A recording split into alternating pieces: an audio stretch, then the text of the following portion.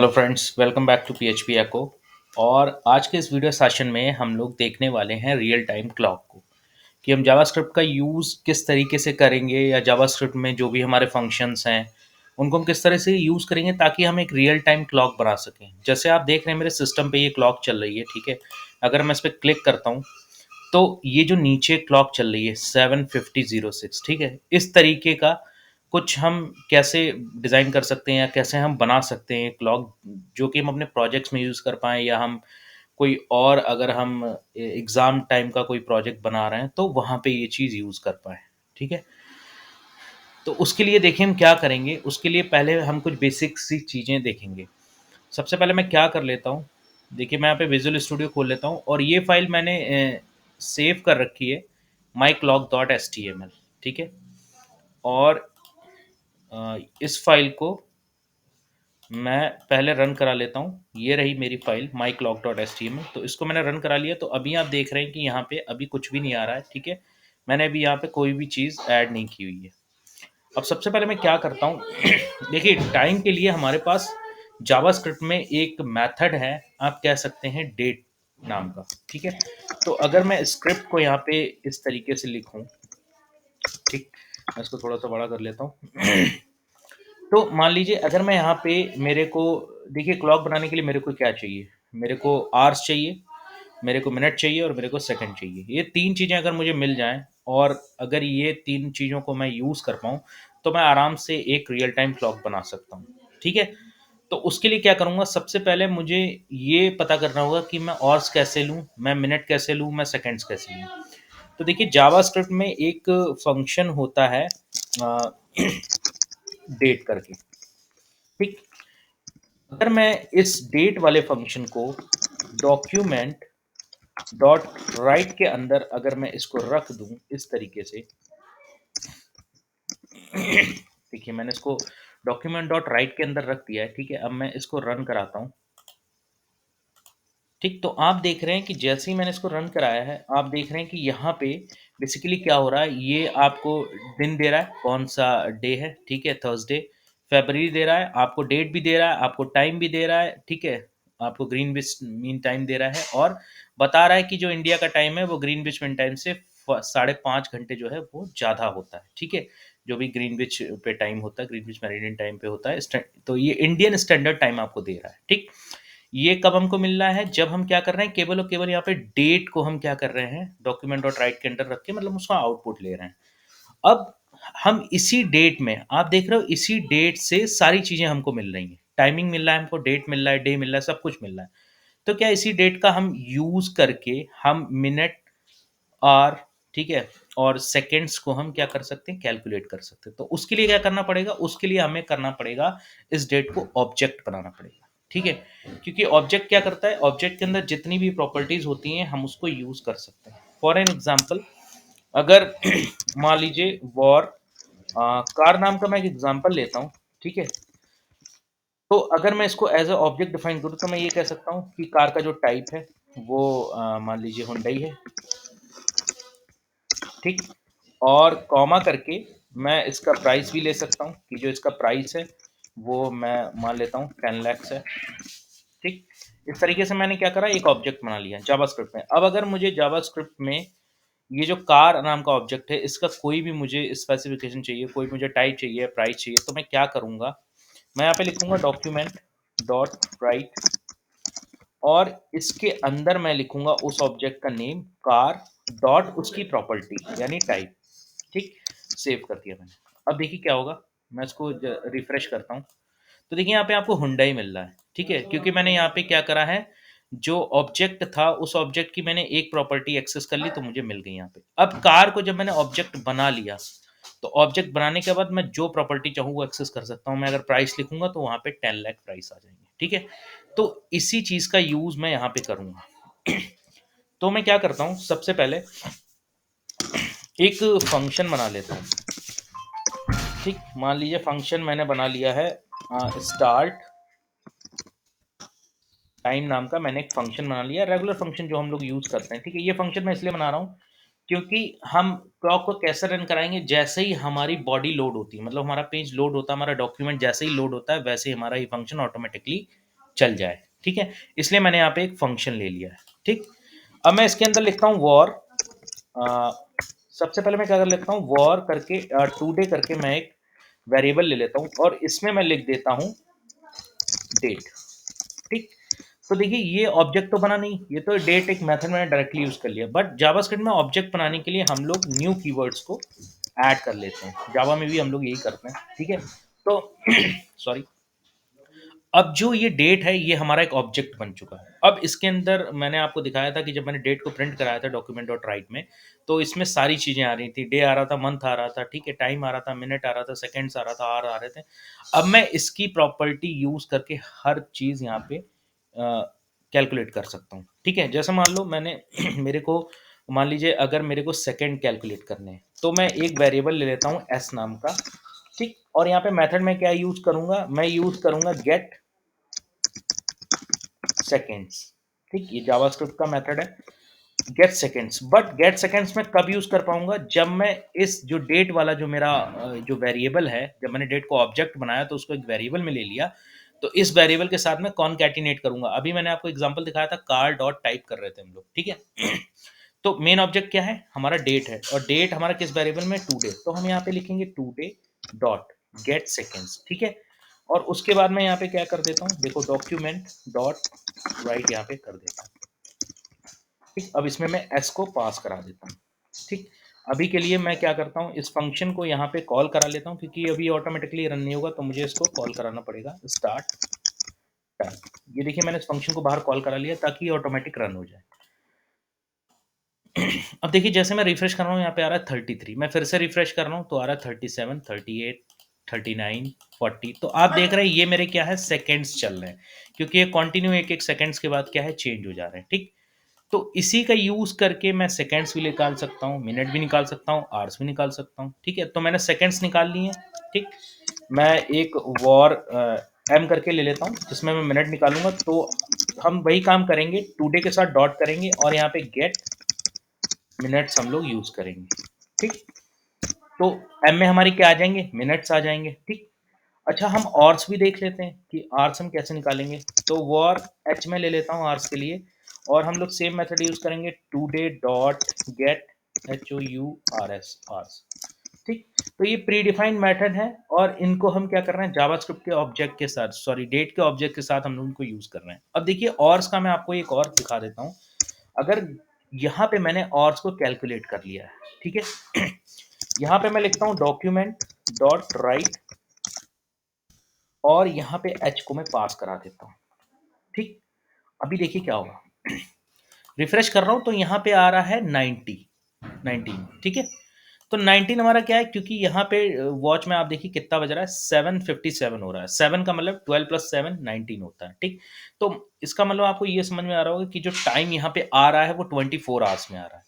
तो टाइम को 24 आवर्स ना करके अगर हम 12 आवर्स में लाना चाहें, मतलब यहाँ पे 19 ना आए, यहाँ पे 7 आए, तो हम सिंपली क्या करेंगे, जो ये आवर्स है इसको हम मॉडुलर डिवाइड बाई 12 कर देंगे, मतलब 12 घंटे से हम इसको डिवाइड कर देंगे, ठीक? 12 से डिवाइड करेंगे तो देखिए मैं इसको जब रिफ्रेश करूंगा तो यहाँ पे अब 7 आ रहा है, मतलब हमें हमारा आवर्स मिल चुका है, ठीक?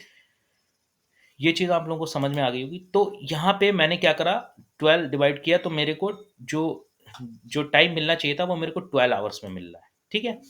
तो यहाँ पे आपने एक चीज़ देख ली कि मैंने डेट के साथ सेकंड निकाल लिए, मिनट निकाल लिए, और मैंने आवर्स भी निकाल लिए, ठीक? अब एक चीज़ मैं और करूँगा, ठीक? या उससे पहले मैं क्या करता हूँ, एक फंक्शन मैं और रन कराऊंगा। फंक्शन में क्यों रन कराऊंगा, देखिए उससे पहले मैं क्या करता हूँ, एक चीज़ मैं और कैलकुलेट करता हूँ। देखिए जो जो टाइम है हमारा, वो हमारा हमको आवर्स मिल गया है, मिनट हमको मिल गया है, और हमको क्या मिल गया है, सेकंड भी मिल गया है, ठीक? तीनों चीज़ें हमको मिल गई हैं। हम एक चीज़ इसमें अगर और कर लें कि टाइम हमारा 7 बज रहा है, बट 7 सुबह भी बजते हैं और 7 नाइट में भी बजते हैं, शाम को भी बजते हैं। तो एएम पीएम अगर हम और निकाल लें कुछ ऐसा करके, तो हमारा कॉन्सेप्ट क्या हो जाएगा, बहुत ही यूनिक हो जाएगा और बहुत सही हो जाएगा, क्योंकि एएम पीएम अगर और आ जाता है रियल टाइम के साथ, जैसे यहाँ पे पीएम आ रहा है, तो ये काफ़ी अच्छा हमको लग रहा है कि हाँ यहाँ पे हमारा 7:59 पीएम हो रहा है, ठीक? अगर हम केवल ऐसे ही दिखा दें 7:59, ठीक है, और कुछ सेकंड्स दिखा दें, तो वो ये मतलब एक तरीके से बहुत इफ़ेक्टिव टाइमर हमारा नहीं लगेगा, बहुत इफ़ेक्टिव हमारी क्लॉक नहीं लगेगी, ठीक है? तो मैं क्या कर लेता हूँ, यहाँ पे एक वॉर मैं एएम, पीएम करके एक वेरिएबल ले लेता हूँ, ठीक? अब यहाँ पे हम कंडीशन देखिए किस तरीके से लगाएँगे। मैं लिखता हूँ h is greater than equal to 12, ठीक? अगर हमारा r जो है वो अगर इक्वल टू या ग्रेटर देन हो जाता है h के, ठीक है? तब हमारा जो स्ट्रिंग में आएगा वो हमारा होना चाहिए पीएम, मतलब पीएम प्रिंट होगा, ठीक? एल्स पीएम प्रिंट होगा, ठीक? तो देखिए यहाँ पे जो ये मैंने क्वेश्चन मार्क करके ऑब्जेक्ट यूज़ किया है, ठीक है? ये कंडीशन जो मैंने यहाँ पे लगाई है, ये हम जावास्क्रिप्ट में इस तरीके से यूज़ कर सकते हैं। इसका मतलब हो गया कि अगर हमारा जो आर्स है, जो कैलकुलेट होके आ रहा है, अगर वो ग्रेटर देन और इक्वल टू 12 हो जाता है, ठीक? जो कि यहाँ पे हो भी रहा है अभी। हमने तो उसको 12 से डिवाइड करके कन्वर्ट किया है ना, नहीं तो बेसिकली तो वो 19 ही आ रहा था, मतलब वो 12 से ज़्यादा ही हो रहा था। तो पीएम प्रिंट होना चाहिए, ठीक? बट अगर उससे कम आता है तो एएम प्रिंट होगा, ठीक? तो इस तरीके का मैंने एक छोटा सा वैलिडेशन लगा दिया, ठीक है? अब मैं यहाँ पे चेक भी कर लेता हूँ, मैं लिखता हूँ डॉक्यूमेंट डॉट राइट, ठीक? और यहाँ पे डाल देता हूँ एएम पीएम। देखिए अगर आपको इससे दिक्कत हो रही है तो आप यहाँ पे वैसे भी लिख सकते हैं इस तरीके से कि if H is greater than, इस तरीके से भी आप कंडीशन बना सकते हैं। मतलब आप जो रेगुलर इफ एल्स यूज करते आते हैं आप उसको भी यूज कर सकते हैं और इसको भी यूज कर सकते हैं, ठीक है? तो कुछ सीख रहे हैं तो कुछ और भी सीख लीजिए, अच्छा सा काम ही आएगा, ठीक है? तो डॉक्यूमेंट डॉट राइट में एम पी एम करता हूँ, मैं देखता हूँ क्या इसकी वैल्यू मुझे मिल रही है नहीं मिल रही है, ठीक? तो यहाँ पे अभी तो मुझे ए एम मिल रही है, बट यहाँ पे मेरे को पी एम मिलनी चाहिए थी, ठीक है? मेरे को ये नहीं समझ में आ रहा है क्यों ये गड़बड़ कर रहा है, ठीक है? जो आर्स की वैल्यू है वो अगर ग्रेटर देन 12 हो जाती है, ओके ओके ओके, ठीक है? तो यहाँ पे मेरे को आर्स जो है वो ए एम या पी एम में मिलेगा। मैं ये कर देता हूँ, यहाँ से 12 को हटा देता हूँ, शायद ये कंपैरिजन ना कर पा रहा हो, और यहाँ पे मैं फिर से इस तरीके से लिख देता हूँ h is equal to H modulus division by 12, ठीक? आई थिंक अब ये काम करेगा। यस, अब ये काम कर रहा है, ठीक है? तो देखिए यहाँ पे एरर्स इतनी हो रही थी कि जब ऊपर मैंने इसको डिवाइड कर दिया तो एच यहीं पे मिल जा रहा था, ठीक? और जब एच यहाँ पे मिल जा रहा था तो ये क्या कर रहा था, यहाँ पे कंपैरिजन कर पा रहा था लेकिन इसको वैल्यू एग्जैक्ट नहीं मिल रही थी एच की, जिस वजह से ये ए एम पी एम था डिसाइड नहीं कर पा रहा था, ठीक है? तो मैंने क्या करा, जो ए एम पी एम की कंडीशन लगाई उसके बाद ही मैंने इसको शॉर्ट आउट कर दिया, ठीक? तो आपका देखिए एक्चुअल टाइम आपको मिल चुका है, मतलब आपको पीएम मिल रहा है, ठीक? तो इससे हम ये समझ सकते हैं कि हम एएम पीएम भी काउंट कर लेंगे इस एएम पीएम को वेरिएबल को यूज करके, ठीक है? तो देखिए फ्रेंड्स यहाँ पे मैंने बहुत सारी चीजें आपकी शॉर्ट आउट कर दी हैं, ठीक है? आपने डेट का ऑब्जेक्ट बनाया, उससे आपने सेकंड्स निकाले, मिनट निकाले, आर निकाले, ये तीनों मेथड प्री डिफाइंड है, आप यूज कर सकते हैं, ठीक है? एक वेरिएबल मैंने एएम पीएम का लिया, उसमें मैंने सिर्फ ये कंडीशन लगाई कि अगर मेरी वैल्यू जो है आर्स की वो ग्रेटर देन इक्वल टू 12 होती है, मतलब या तो 12 होती है, 12 से ज़्यादा होती है, ठीक? तो वो पीएम में कन्वर्ट हो जाएगा, और अगर 12 से कम रहती है तो वो ऑटोमेटिकली एएम कन्वर्ट चलेगा, हमारा एएम में ऑटोमेटिकली आ जाएगा। उसके बाद मैंने क्या करा, जो आवर्स आ रहे थे उनको डिवाइड मॉडल डिवाइड बाई 12 कर दिया, ठीक है? तो यहाँ से मुझे मेरे आवर्स मिल गए, मिनट मिल गए, सेकंड मिल गए, और मुझे एएम पीएम मिल गया, ठीक है? सारी चीज़ें मुझे मिल चुकी हैं, अब बस मुझे अपनी क्लॉक को सेट करना है। तो सेट करने के लिए देखिए क्या करेंगे, सबसे पहले मैं क्या कर लेता हूँ, एक मैं यहाँ पे आईडी बना लेता हूँ, ठीक है? क्योंकि मुझे अपना जो एएम पीएम है वो मुझे अपना दिखाना भी तो है कि कहाँ पे मेरा शो होगा। तो मैं सबसे अच्छा क्या करता हूँ, देखिए एक तो मैं यहाँ पे फंक्शन को कॉल कर लूँ, ठीक है? मैं यहाँ पे फंक्शन को कॉल नहीं कर रहा हूँ, कुछ नया चीज़ आपको बता रहा हूँ, ठीक है? मान लीजिए मैं यहाँ पे एक बॉडी टैग ले लेता हूँ, ठीक? ये बॉडी टैग मैंने ले लिया, हालांकि मुझे एस टैग भी लेना चाहिए था, तो एस भी मैं यहाँ पे ले लेता हूँ, ठीक है? जिससे आपको ये ना लगे कि मैं कुछ उल्टा सीधा स्ट्रक्चर आपको बता रहा हूँ, ठीक है? और जब एस ले लिया तो हम लोग हेड भी ले लेते हैं, ठीक? और हेड के अंदर फिर हम लोग टाइटल भी ले लेते हैं, है ना? सारी चीज़ें जब कर ही रहे हैं तो कंप्लीट करें, तो यहाँ पे मैं लिख देता हूँ real time clock, CLOCK clock using JavaScript, ठीक है? ये मैंने टाइटल में भी डाल दिया, और लास्ट में क्या करता हूँ, मैं HTML को क्लोज कर देता हूँ, ठीक? ये देखिए HTML क्लोज हो गया, ठीक? इसको मैं थोड़ा सा छोटा कर लेता हूँ, ओके। ठीक है? तो अब आप देख रहे हैं कि मेरे पास टाइम वाइम सब कुछ आ रहा है, ये मेरा फंक्शन यहाँ से स्टार्ट हो रहा है और यहाँ पे फिनिश हो रहा है, ये स्क्रिप्ट हो गया। मैं बॉडी में क्या करता हूँ, बॉडी में मैं ऑन लोड नाम का एक एट्रीब्यूट यूज़ कर लेता हूँ और इसमें मैं अपना ये वाला फंक्शन जो है, वो सीधे-सीधे कॉल करा देता हूँ। कॉपी करके ऑन लोड के अंदर मैंने इसके रख दिया। अब इससे फ़ायदा क्या होगा? इससे मुझे यहाँ पे फंक्शन कॉल करने की ज़रूरत नहीं है। ठीक? जैसे ही बॉडी आपकी लोड होगी, आपका फंक्शन चलने लगेगा। ठीक है? तो इसको अभी हम सेव करते हैं। अभी इसमें कोई आउटपुट तो अभी हमको नहीं मिलने वाला है, ठीक है? लेकिन हम क्या करते हैं, इस बॉडी को ऑन लोड के अंदर मतलब इस बॉडी के अंदर हम लोग एक आईडी बना लेते हैं, जहाँ पे अपना हम समय दिखा पाएँ। तो यहाँ पे मैं बना लेता हूँ, एक बी टैग मैं ले लेता हूँ, ठीक? और इसमें मैं आईडी डाल लेता हूँ इज़ इक्वल टू टीएक्सटी, ठीक? टीएक्सटी करके मैंने एक आईडी ले ली है जिसमें मैं अपना टाइमिंग जो है वो दिखाऊँगा, ठीक है? तो अब देखिए यहाँ पे मैं क्या लिखूँगा, मेरे मेरे को सारी चीज़ें ऊपर मिल चुकी हैं। मैं यहाँ पे लिखता हूँ document dot gate element by ID, ठीक? आईडी मैंने यहाँ पे क्या ली हुई है, आप देख रहे हैं टेक्स्ट लिया हुआ है। उसके बाद मैं यहाँ पे क्या लिखूँगा, डॉट इनर एचटीएमएल, ठीक है? ये लिख दिया। अब इक्वल टू मैं अपना टाइम जो है वो प्रिंट कराऊँगा। तो सबसे पहले मुझे आवर चाहिए, ठीक? उसके बाद मैं प्लस करूँगा, प्लस करने के बाद मैं डुअल कोट्स लगाता हूँ और यहाँ पे मैं कोलन देता हूँ कि मेरे आवर्स आए। प्लस करने के बाद फिर मेरा मिनट आया, ठीक? फिर से मैंने प्लस किया, डुअल कोट्स लगाए, ठीक है? डुअल कोट्स लगाने के बाद मैंने फिर से कोलन लगाया, उसके बाद मैंने यहाँ पे क्या करा, फिर से प्लस किया कॉन्कैटिनेशन के लिए, ठीक है? प्लस करने के बाद मैंने यहाँ पे क्या लिखा है, एस लिखा, ठीक है? और एस लिखने के बाद मैं यहाँ पे एक और यहाँ पे प्लस लगाता हूँ और उसके बाद ठीक है, मैं यहाँ पे एएम, पीएम वाला वेरिएबल डायरेक्ट यहाँ पे रख देता हूँ और सेमीकोलन यहाँ पे लगा देता हूँ, ठीक? तो यहाँ पे आप देख रहे हो एच आएगा, एम आएगा, उसके बाद एएस आएगा और एएस के बाद हमारा एएम पीएम आ जाएगा, ठीक है? तो पहले मैं इसको सेव करता हूँ और सेव करने के बाद हम लोग इसका एक बार आउटपुट देख लेते हैं, ठीक? तो देखिए फ्रेंड्स, क्लॉक आपकी आ चुकी है, 8:06 और 50 सेकंड यहाँ पे हो रहे हैं। देखिए बहुत ही सिंपल तरीके से देखिए आपको पूरे का पूरा आउटपुट मिल रहा है, एएम, पीएम सब कुछ मिल रहा है आपको, कुछ नहीं, कोई बहुत ज़्यादा क्रिटिकल, कोई बहुत ज़्यादा रॉकेट साइंस नहीं यूज़ की है मैंने। बहुत ही सिंपल तरीके से आपको एक-एक चीज़, एक-एक स्टेप बताया है, ठीक है? देखिए मैं इसको फिर से रिफ्रेश करता हूँ, तो अब 8:07 और 11 सेकंड्स हो गए, ठीक है? इस तरीके से देखिए सेकंड बढ़ रहा है, ठीक? बट अभी ये रियल टाइम क्लॉक इसलिए नहीं है क्योंकि मुझे बार-बार रिफ्रेश करना पड़ रहा है, तो हमारा क्या है, टाइम कैलकुलेट हो रहा है, ठीक?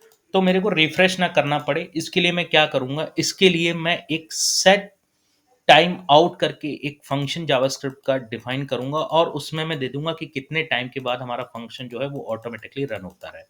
ठीक है? देखिए जब भी मैं रिफ्रेश कर रहा हूँ, ठीक है? तो हमारी बॉडी जो है वो लोड हो रही है। जब वो लोड हो रही है तो ऑटोमैटिकली फंक्शन क्या है, ये वाला कॉल हो रहा है। जब ये यहाँ से कॉल हो रहा है, तो ये यहाँ पे हिट हो रहा है और जब यहाँ पे हिट हो रहा है तो हमको बार-बार वैल्यू चेंज होके मिल रही है, ठीक? तो हमको बार-बार रिफ्रेश ना करना पड़े तो हम क्या करते हैं, यहाँ पे एक टाइम आउट फंक्शन हम लोग लगा लेते हैं। तो यहाँ पे मैं लिखता हूँ सेट, ठीक? और टाइम इंटरवल हम नहीं यूज़ करेंगे, हम यहाँ पे सेट टाइम आउट करते हैं। ठीक, सेट टाइम आउट में पहला आपका क्या रहेगा कि जिस फंक्शन को हमें कॉल कराना है, तो यहाँ पे मैं लिख देता हूँ स्टार्ट और टाइम, सीधे-सीधे मैंने फंक्शन लिख दिया, फंक्शन का साइन नहीं दे रहा हूँ मैं और 500 मैंने यहाँ पे लिख दिया, ठीक है?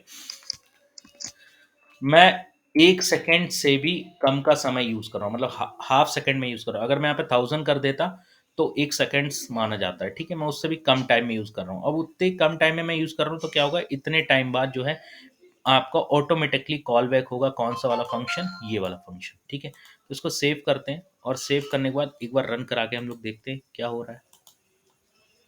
ठीक है, तो देखिए फ्रेंड्स, आपकी क्लॉक जो है रियल टाइम बिल्कुल बन चुकी है, कोई भी झंझट इसमें नहीं है।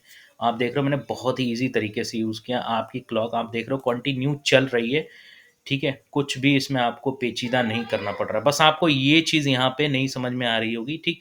अगर ये नहीं आपको समझ में आ रही हो, तो आप इफ एल्स करके यूज़ कर सकते हैं। अगर आपको चीज़ें नहीं ये समझ में आ रही हैं, ठीक है? तो आप एक काम कर सकते हैं, आप कमेंट करिएगा, मैं आपको इसका भी एक शॉर्ट आउट कोड करके मैं दे दूँगा और डिस्क्रिप्शन में मैं इस कोड का लिंक दे दूँगा, वहाँ से आपको पूरी की पूरी चीज़ें मिल जाएँगी। अच्छा, अभी एक चीज़ यहाँ पे हमें थोड़ी-सी गड़बड़ लग रही है, जो शायद आपको भी गड़बड़ लग रही हो, जो हमारे टाइम आ रहे हैं, ठीक है? आप यहाँ पे देखो 8 आ रहा है, देखो 8 आ रहा है, ठीक? फिर 09 आ रहा है और फिर हमारा क्या आ रहा है 29। तो मतलब अगर हमारा सिंगल कैरेक्टर आ रहा है, तो यहाँ पे हमारा सिंगल कैरेक्टर ही आ रहा है, लेकिन यहाँ पे क्या आ रहा है 8 और 09, तो ये देखने में थोड़ा सा ज़्यादा अच्छा लग रहा है। ठीक, तो इसके लिए भी हम एक छोटा सा फंक्शन बना लेते हैं, एक हम कंडीशन बना लेते हैं इसके लिए। ठीक है, वैसे आपकी जो रियल टाइम वॉच है वो बन चुकी है, आप देख रहे हो रियल टाइम आपकी वॉच चल रही है, आप देख लो 8 9 50, और यहाँ पे भी देख लो आप 8 9 51 52 AM PM जो भी है वो भी आपका अच्छे से आ रहा है। ठीक, यहाँ पे मैं थोड़ा सा गैप दे देता हूँ, प्लस कर लेता हूँ, और यहाँ पे मैं थोड़ा सा गैप दे देता हूँ AM PM को। ठीक, अब इसको हम लोग रन कराते हैं।